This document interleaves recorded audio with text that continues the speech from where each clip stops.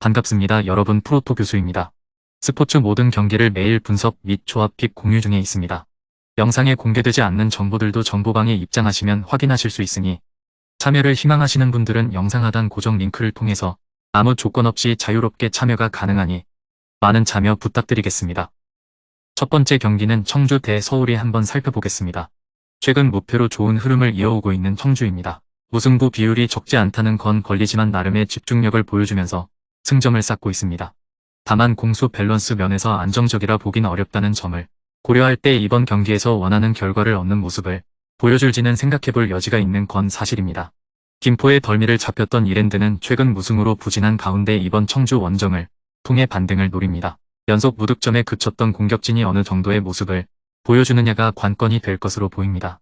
청주가 공격적으로 승부를 풀어가면서 결과를 만들어내는 데 주력할 것으로 보이지만 최근까지의 결정력이 눈에 들어올 정도의 수준은 아니었다는 점을 간과할 수는 없습니다.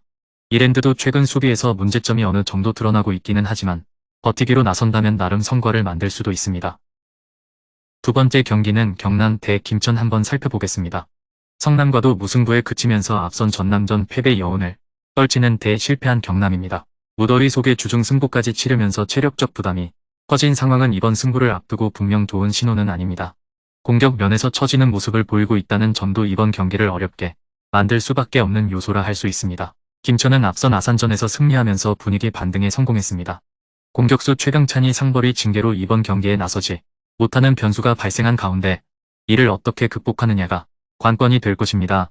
최근 공격력이 처진 경남이 김천을 상대로 쉽게 돌파구를 만들어내는 모습을 보여줄 수 있을지는 미지수입니다.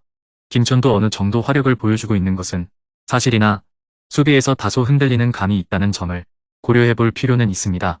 이런 두 팀의 여건을 따져보면 전반적인 흐름은 접전으로 갈 가능성이 높습니다.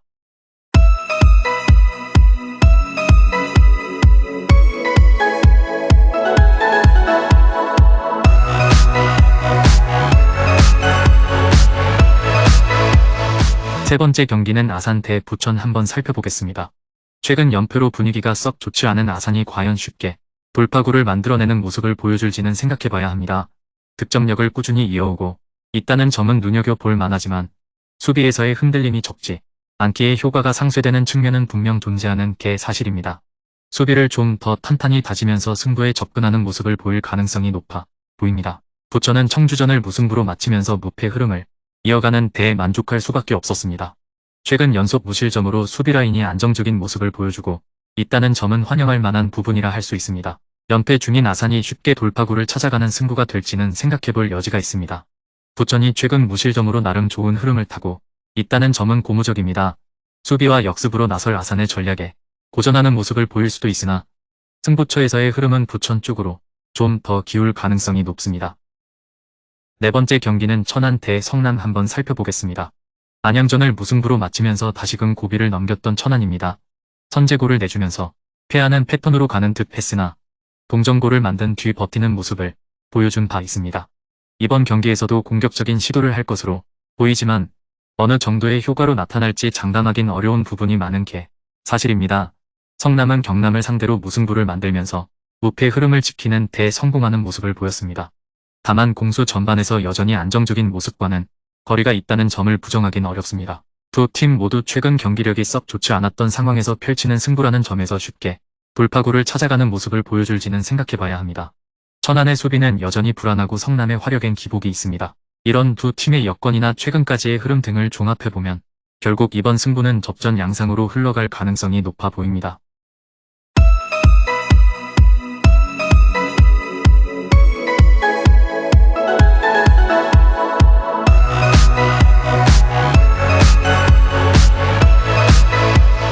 다섯 번째 경기는 네덜란드 대 포르투갈 한번 살펴보겠습니다. 네덜란드는 최근 여자 축구계의 신흥강으로 떠오르는 팀입니다. 바로 앞선 대회에서 준우승을 거뒀고 유럽 예선 C조에서도 1위를 기록하는 등 좋은 폼을 보여주고 있습니다. 이번 대회에서도 미국, 노르웨이를 위협하는 다크호스 역할을 할 것으로 전망되고 있습니다. 포르투갈은 이번 대회를 통해 여자 월드컵의 첫 선을 보이는 팀입니다.